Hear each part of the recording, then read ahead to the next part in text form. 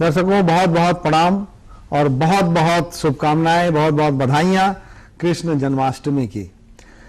ये भारतीय सनातन परंपरा का, भारतीय संस्कृति का, भारतीय हिंदू धर्म का एक अत्यंत पवित्र अवसर है, पवित्र दिन है, जिस दिन हमारे आराध्य प्रभु श्री कृष्ण का जन्म हुआ था। वो जन्म दिवस हमारे लिए कितना प्रेरक है, कितना कुछ कह जाती है। आज इसी विषय पे बातचीत करने के लिए हमारे स्टूडियो में पूज्य श्री आदि श्याम दास जी हमारे स्टूडियो में हैं। आपका बहुत बहुत स्वागत है। महाराज जी, ये सबसे पहले तो हम आपको भी बधाई देते हैं आज के इस पावन अवसर की, कृष्ण जन्माष्टमी की। ये जन्माष्टमी ऐसे तो कहें कि हर व्यक्ति भारत का जो है वो कृष्ण और राम की पूजा करता है और कृष्ण को अपने आदर्श के रूप में स्वीकार करता है और कृष्ण की जो लीलाएं हैं उनको बहुत स्नेह के साथ, बहुत सम्मान के साथ देखता है। लेकिन कृष्ण सिर्फ सम्मान के नहीं बल्कि उससे बहुत बड़ा व्यक्तित्व है कृष्ण का।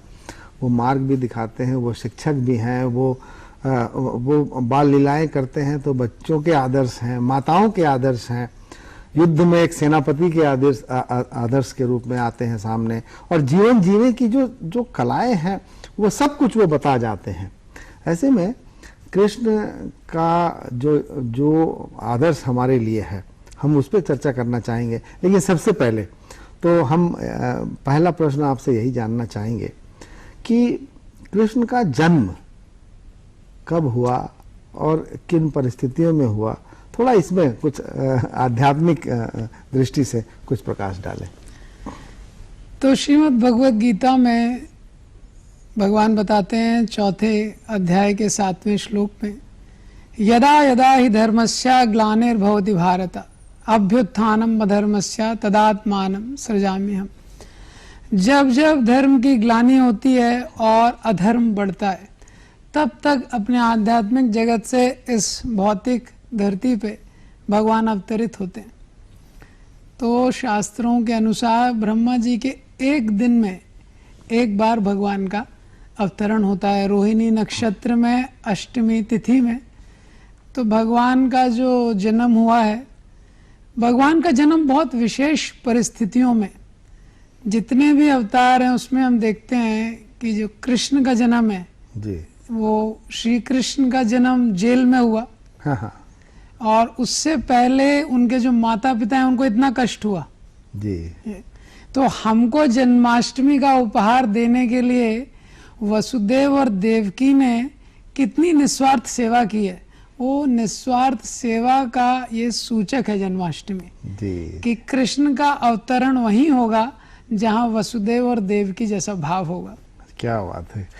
यानी कि वो जो कष्ट है वो कष्ट किसके लिए? इस सृष्टि के लिए, इस समाज के लिए, इस समाज को अच्छा कुछ देने के लिए कृष्ण का जन्म होता है। और उनके माता पिता जिस तरीके से जो कष्ट सह रहे थे, 7 बच्चों का त्याग करना पड़ा उनको, उनके सामने मृत्यु होती है और 8वें के रूप में कृष्ण जन्म लेते हैं। और क्या स्थितियां बनती हैं कि कृष्ण जन्म लेते हैं कहीं और उसके बाद उनका पालन पोषण कहीं और होता है। तो ऐसा प्रतीत होता है कि कृष्ण जैसे कष्ट सहने के लिए ही आए थे इस पृथ्वी पे। उन्होंने भले संसार का कष्ट हरण किया हो, लेकिन स्वयं में तो हमेशा उनको कष्ट ही मिला। उनका जीवन क्या शिक्षा देता है हमको? भगवान जन्म के द्वारा ये शिक्षा दिखाना चाहते हैं सारे संसार को कि मेरे भक्तों का सेवा के भाव का क्या स्तर है। भगवान ने जैसे ही जन्म लिया, भगवान के जन्म होने के पहले ही वसुदेव देवकी को इतना कष्ट हुआ, या दूसरे शब्दों में यह कहा जाए कि कृष्ण के कारण ही वसुदेव देवकी को कष्ट हुआ क्योंकि भविष्यवाणी होती नहीं तो वसुदेव देवकी जेल में जाते नहीं। जी जी। और कृष्ण के जन्म लेते ही भगवान बोलते हैं कि मुझे अभी गोकुल लेके चलो। हाँ। तो भगवान ये दिखाना चाहते हैं जो मेरा भक्त है वो भोग नहीं करना चाहता है, वो सेवा करना चाहता है। तो वसुदेव और देवकी में इतना निस्वार्थ सेवा था कि जैसे ही भगवान ने बोला कि गोकुल लेके चलो तो वो गोकुल लेके चले गए। हाँ। ये पहली शिक्षा है। जन्म से पूर्व जी। जो किंवदंती है या जो भी सच्चाई हो कि भगवान अपने पूर्ण रूप में संपूर्ण रूप में देवकी को दर्शन देते हैं, और फिर माता देवकी कहती है कि नहीं, मुझे आप बाल रूप में ही प्राप्त हो, ये कामना की उन्होंने, और फिर वो बाल रूप में आते हैं और पूरा जीवन जैसे क्रमिक रूप से, जैसे एक बच्चा किशोर अवस्था को, फिर युवा अवस्था को, फिर बाकी के जो जीवन होते हैं वो, तो पूरा भगवान ने जीवन जिया है इस तरीके से। चाहते तो वो पूरे पूरे अवतार के रूप में वहां प्रस्तुत हो जाते। तो इसके पीछे क्या मंशा थी भगवान की? इसके पीछे दो कारण है। पहला, श्रीमद् भगवत गीता में चौथे अध्याय का जो 9वां श्लोक है, जन्म कर्म च मे दिव्यम एवं यो वेति तत्वता त्यक्त्वा देहम पुनर्जन्मम नैति मामेति सो अर्जुना।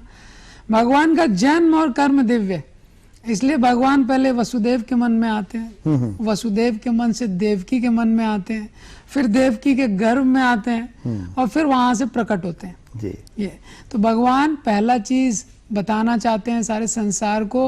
जैसे संसार में कोई भी व्यक्ति आता है तो रोते हुए जन्म लेता है, और संसार से जाता है तो कैसे जाता है?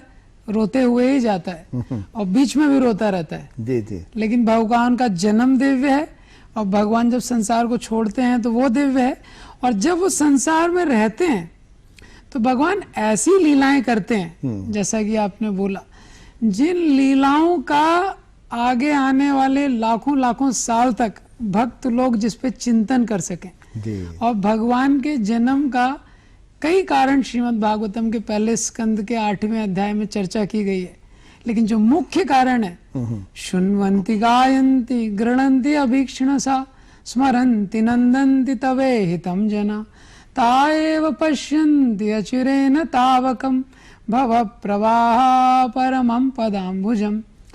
मुख्य कारण है भगवान का मनुष्य रूप में ऐसी लीलाओं को करना जिससे व्यक्ति आकर्षित हो जाए। जो भगवान की लीलाएं हैं, कभी तो लगता है कि वो बिल्कुल मनुष्य रूप में है, मनुष्य के रूप में वो खुश होते हैं, मनुष्य के रूप में वो विलाप करते हैं, उनमें विछोह है, मिलने की जो सामान्य जो होता है वो सारी चीजें दिखाई पड़ती हैं। लेकिन उन्हीं क्रियाओं के बीच कभी कभी वो ऐसे कार्य कर जाते हैं जो कि लगता है जैसे चमत्कारिक है, जैसे कालिया नाग का बांधना, या फिर पूतना को मारना, या इस तरह की जो क्रियाएं हैं जिसमें लगता है कि पूरा समाज जो है वो मिलकर भी वो कार्य नहीं कर सकता, वो कार्य भगवान अकेले करते हैं। तो ये चमत्कारिक कार्य और सामान्य कार्य, इन दोनों के बीच में जो सामंजस्य है, जो भगवान दर्शाते हैं, लोगों को दिखाते हैं, उनको आप किस दृष्टि से देते हैं? क्यों भगवान को आवश्यकता पड़ी? वो चाहते तो जैसे प्रभु श्री राम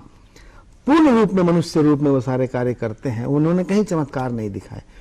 कृष्ण के रूप में भगवान चमत्कार भी दिखाते हैं और ऐसी लीलाएं करते हैं जो कि मनुष्य को सोचने को बाध्य करती हैं कि अगर मनुष्य चाहे तो इतना भी काम कर सकता है, ये शक्ति दिखाते हैं। तो क्यों ऐसा भगवान कृष्ण ऐसा करते हैं? जो राम जी हैं वो मर्यादा पुरुषोत्तम है जी, जो कृष्ण है वो लीला पुरुषोत्तम है जी, लीला। तो राम जी ने मर्यादा का कभी उल्लंघन नहीं किया है जी, तो एक मनुष्य की जो मर्यादा है उसमें रहते हुए काफी चीजें की हैं। जी जी जी। लेकिन जब प्रभु श्री कृष्ण आए तो वो लीला पुरुषोत्तम है। तो मनुष्य की तरह उन्होंने बहुत लीलाएं की हैं, लेकिन उस मनुष्य की लीलाओं में भी अपनी दिव्यता को रखा है। जी जी। ये तो जो साधारण मनुष्य अवजानन्ति माम मूढ़ा मानुषम तनुमाश्रितम, वो नहीं जान पाता, वो सोचता है साधारण मनुष्य है। इसीलिए भगवान को दिव्यता भी प्रकट करना जरूरी है बीच बीच में। अगला प्रश्न मैं करना चाहूंगा आपसे कि जब कृष्ण विशाल रूप में आते हैं, यानी कि जब महाभारत का युद्ध हो रहा है और उनको पता है कि इस युद्ध का क्या परिणाम होगा और इस युद्ध से क्या हासिल होगा, धर्म की स्थापना के लिए वो कहते हैं कि युद्ध आवश्यक है, और उसमें जो वो अर्जुन की जो गलतफहमियां हैं उनको दूर करने का प्रयास करते हैं, और उसके लिए गीता, श्रीमद् भगवत गीता जैसे महाग्रंथ का वो अपने मुखारविंद से उच्चारण करते हैं, वो सुनाते हैं। तो गीता को प्रस्तुत करने का जो उद्देश्य है उनका, उस पर कुछ प्रकाश डालें। तो भगवान एक तीर से कई शिकार करते हैं। हाँ हाँ, ये भगवान का स्वभाव है। तो भगवान का उद्देश्य था जो धर्म के विरुद्ध हैं, ऐसे राजाओं का नाश करना। जी और भगवान का उद्देश्य था अर्जुन के माध्यम से सारी मानव संस्कृति के लिए एक ऐसा ज्ञान देना जी which can guide millions for millenniums, जी जी जो लाखों लोगों को लाखों वर्षों तक उनको वो ज्ञान देता रहे, जी जी उनके जीवन में एक प्रेरणा का स्रोत बना रहे। जी। और इसीलिए भगवान ने एक ऐसी पृष्ठभूमि को चुना जो अद्भुत। हाँ हाँ कोई भी अगर आपको प्रवचन देना है, लेक्चर देना है, तो पहले आपको शांति चाहिए, लेकिन भगवान ने युद्ध भूमि में एक ऐसा ज्ञान दिया जी जी जो अभी तक बड़े बड़े वैज्ञानिक, दार्शनिक, बड़े बड़े विद्वान लोग चिंतन करते हैं। महाभारत का युद्ध जो है वो कुछ विशेष उद्देश्य को लेकर किया जा रहा था, और जहाँ के साक्षात भगवान उपस्थित हैं। तो क्या आप देखते हैं उस युद्ध में और आज के युद्ध में अंतर? यही अंतर है, शास्त्रों में जो युद्ध है वो धर्म की स्थापना के लिए है। धर्म भारतीय संस्कृति के केंद्र में है। जी। कोई भी क्रिया की जाती है उसके पीछे उद्देश्य है कि धर्म के अनुकूल होना चाहिए, तो युद्ध भी धर्म के अनुकूल होना चाहिए। हाँ हाँ हाँ आज की संस्कृति भोग संस्कृति है। जी जी भोग संस्कृति में व्यक्ति कोई भी क्रिया करता है उससे भोग करना चाहता है, जी लेकिन जो हमारी वैदिक संस्कृति है वो धर्म पे आधारित है। तो गीता की शुरुआत धर्म से होती है। धर्म क्षेत्र कुरुक्षेत्र जी जी संवेतायुत्सव। बिल्कुल। दूसरा कारण, भगवान ने युद्ध भूमि में गीता का उपदेश इसीलिए दिया ताकि आने वाले समय में कोई भी ये ना बोल सके कि मेरे पास समय नहीं है शास्त्रों को पढ़ने के लिए, आध्यात्मिक ज्ञान को जानने के लिए। जब अर्जुन ने युद्ध भूमि में समय निकाल लिया। जी जी बिल्कुल, बहुत बड़ी बात है ये कि जहाँ कि किसी भी क्षण हमला होने वाला हो, किसी भी क्षण मरने मारने की स्थिति होने वाली हो, वहाँ ज्ञान प्राप्त करने के लिए वहाँ भगवान के वचन सुनने का समय निकाल लिया। इससे बेहतर और क्या हो सकता है। ये साक्षात उदाहरण है कि कोई भी समय कम नहीं है, कोई भी समय गलत नहीं है, कोई भी समय बुरा नहीं है जब हम कुछ अच्छी बातें सीखना चाहते हो। गीता यूं तो कहें कि जीवन जीने की वो कला है। गीता वो कुछ सब कुछ हमें सिखाती है जिसके माध्यम से हमारे जीवन के सारे कष्ट दूर हो सकते हैं। आपने गीता का बड़ा गहन अध्ययन किया है, आप बताएं कि गीता की जो शिक्षाएं हैं वो क्या क्या महत्वपूर्ण रूप से मनुष्यता को सिखाती हैं? गीता में जितने सिद्धांत हैं धर्म के, सारे सिद्धांत भगवान ने एक पुस्तक में दे दिए। जी। गीता की बहुत सारी महत्वपूर्ण शिक्षाएं हैं। शुरुआत होती है कि व्यक्ति को शोक नहीं करना चाहिए। गीता के दूसरे अध्याय के 11वें श्लोक से गीता की शुरुआत है। जी, जी। माँ शुचा। हाँ। भगवान बोलते हैं शोक नहीं करना चाहिए। जो भूतकाल में हो गया है उसके लिए शोक नहीं करना है, जो भविष्य है उसके लिए डरना नहीं है, और वर्तमान में भगवान की सेवा में लगना है। बिल्कुल। ये तो भविष्य में भगवान पे विश्वास रखना है, वर्तमान में भगवान की सेवा करनी है। गीता की 3 प्रमुख शिक्षाएं हैं जी। जो भगवत गीता में। भगवान जो कृष्ण है वो बताते हैं I am the best of everything, I am the source of everything, I am the essence of everything. सारी चीजों में जो सार है वो मैं हूं। जी जी सारी चीजों में जो सबसे उत्तम है वो मैं हूं, और इस संसार में सारी चीजों का जो उद्गम है वो मैं हूं। मूल जो है आप जो बता रहे हैं, और जिसके अनुसार अगर व्यक्ति ईश्वर में अपने को समर्पित करे, ईश्वर के प्रति अपनी सच्ची श्रद्धा रखे और उसके अनुरूप कार्य करे अपने जीवन के, तो शायद सब कुछ अच्छा हो जाए, सब कुछ सफल हो जाए। प्रभु जी, ये जो चलते चलते जन्माष्टमी पे हम जो इतना भव्य आयोजन करते हैं, इतनी श्रद्धा के साथ इसे मनाते हैं, इसके पीछे भी कुछ उद्देश्य होंगे। आप क्या कहना चाहेंगे, इस पर्व को किस रूप में हम मनाएं? इसका भव्य आयोजन करने का मुख्य उद्देश्य है, संसार में बहुत सारे नायक रहते हैं। हाँ। बहुत सारे हीरोज हैं, बॉलीवुड में हैं, हॉलीवुड में हैं। थोड़े समय के लिए स्टेज पे आते हैं, कैमरे के सामने आते हैं, फिर स्टेज से उतरना पड़ता है। जी जी जी। भगवान अनंत कोटि ब्रह्मांड नायक हैं जो शाश्वत काल से हमेशा ही स्टेज पे रहते हैं। हाँ। तो किसी छोटे मोटे सेलिब्रिटी का जब जन्मदिन होता है तो हम कैसे मनाते हैं? हाँ। तो भगवान का जो जन्मदिन है उसको जितना भव्य हो सकता है वैसे मनाना चाहिए, जिससे दुनिया को पता चले कि वास्तविक हीरो कौन है। जी जी जी जी बिल्कुल, हमारे तो आदर्श है ही हैं।